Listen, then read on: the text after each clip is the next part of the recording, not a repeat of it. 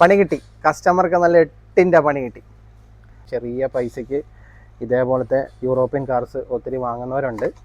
അപ്പം നിങ്ങൾ വാങ്ങുമ്പം ഈ കാര്യങ്ങൾ കൂടി ഒന്ന് ശ്രദ്ധിക്കുക. കാരണം ഇതിന് എന്തൊക്കെയുണ്ട്, സുഖമല്ലേ? സനിലാണ്. ഇന്ന് വർക്കിന് വന്നിരിക്കുന്ന ഓഡി A7 എന്ന് പറഞ്ഞിട്ടുള്ള മോഡലാണ്. 3.0 TFSI എൻജിൻ. വണ്ടി സ്റ്റാർട്ടാവാന്നിട്ട് കൊണ്ടുവന്നാണ്. ഇത് സ്റ്റാർട്ടാവുന്നതിന് മുമ്പുള്ള ചെറിയ കഥകൾ പറയാം.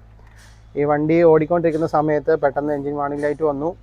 വണ്ടി ഫെയിൽ സേഫ് മോഡിലേക്ക് പോയി. അതായത് ലിംബ് ഹോം മോഡ്. 3000 RPM മുകളിലേക്ക് വണ്ടി കയറുന്നില്ല. പക്ഷേ വണ്ടി ഓടിക്കാൻ വേണ്ടി പറ്റും. പക്ഷേ കസ്റ്റമർ ഈ ഒരു മെസ്സേജ് കണ്ടിട്ടും ഈ ഒരു അവസ്ഥ ഉണ്ടായിട്ടും ആൾ കണ്ടിന്യൂസ്ലി ഡ്രൈവ് ചെയ്തു. വീട്ടിൽ പോയി അവിടെ വെച്ച് പിറ്റേ ദിവസം രാവിലെ വണ്ടി സ്റ്റാർട്ട് ചെയ്ത് ഇതേ കണ്ടീഷനിൽ 3 ദിവസം ആൾ ഈ വണ്ടി ഓടിച്ചു. 4ാമത്തെ ദിവസം വണ്ടി റോഡിൽ വഴിക്കായി. അങ്ങനെ കെട്ടി വലിച്ചെടുത്തുകൊണ്ട് നമ്മുടെ വർക്ക്ഷോപ്പിലേക്ക് കൊണ്ടുവന്നിട്ടുണ്ട്. സംഭവം എന്താണെന്ന് ചോദിച്ചു കഴിഞ്ഞാൽ, സ്റ്റാർട്ടാവാത്തുള്ള മെയിൻ കാരണം ECM ഫയറായിപ്പോയി.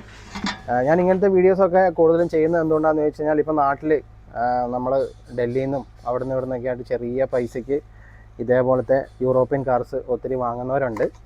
അപ്പം നിങ്ങൾ വാങ്ങുമ്പം ഈ കാര്യങ്ങൾ കൂടി ഒന്ന് ശ്രദ്ധിക്കുക. കാരണം ഇതിൻ്റെ മെയിൻ്റെനൻസ് കോസ്റ്റും അതേപോലെ ഇതേപോലത്തെ വർക്കുകളൊക്കെ വന്നു കഴിഞ്ഞാലുള്ള പ്രശ്നങ്ങൾ കോസ്റ്റും ഒക്കെ നമുക്ക് താങ്ങാൻ പറ്റുന്നതിലും, സാധാരണക്കാർക്കാട്ടോ ഞാൻ പറഞ്ഞത്, താങ്ങാൻ പറ്റുന്നതിലും അപ്പുറമായിരിക്കും. അപ്പം അതൊക്കെ എന്താ പറയുക, മാനേജ് ചെയ്യാനുള്ള ക്യാഷും കാര്യങ്ങളും ഒക്കെ നിങ്ങളുടെ കയ്യിലുണ്ടെങ്കിൽ ധൈര്യമായിട്ട് നിങ്ങൾക്ക് വണ്ടി എടുക്കാം. പക്ഷേ ഇതിന് ഒത്തിരി എന്താ പറയുക, മെയിൻ്റനൻസ് വർക്കുകൾ ഒത്തിരി ഉണ്ട്. അപ്പം അത് പ്രോപ്പറായിട്ട് ചെയ്തില്ലെങ്കിൽ ഇങ്ങനത്തെ പല പ്രശ്നങ്ങളും ഉണ്ടാവും.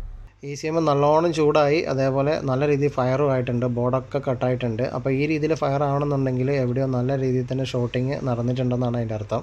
എന്തായാലും ECM മാറിയേ പറ്റുള്ളൂ. പക്ഷേ ECM മാറി ഇടുന്നതിലല്ല കാര്യം.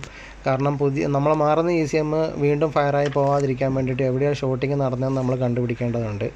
അതിന് വേണ്ടിയിട്ട് വയറിംഗ് ഡയഗ്രാമും കാര്യങ്ങളൊക്കെ നമ്മൾ പ്രിൻ്റ് ഔട്ട് എടുത്തിട്ടുണ്ട്. ഡീറ്റെയിലായിട്ട് ഓരോ സർക്യൂട്ടായിട്ട് നമ്മൾ ചെക്ക് ചെയ്ത് വരുമ്പോഴാണ് ഇങ്ങനത്തെ പല പ്രശ്നങ്ങളും നമ്മൾ കാണുന്നത്. ഇപ്പോൾ തന്നെ നിങ്ങൾക്ക് ഈ വീഡിയോയിൽ കാണാം.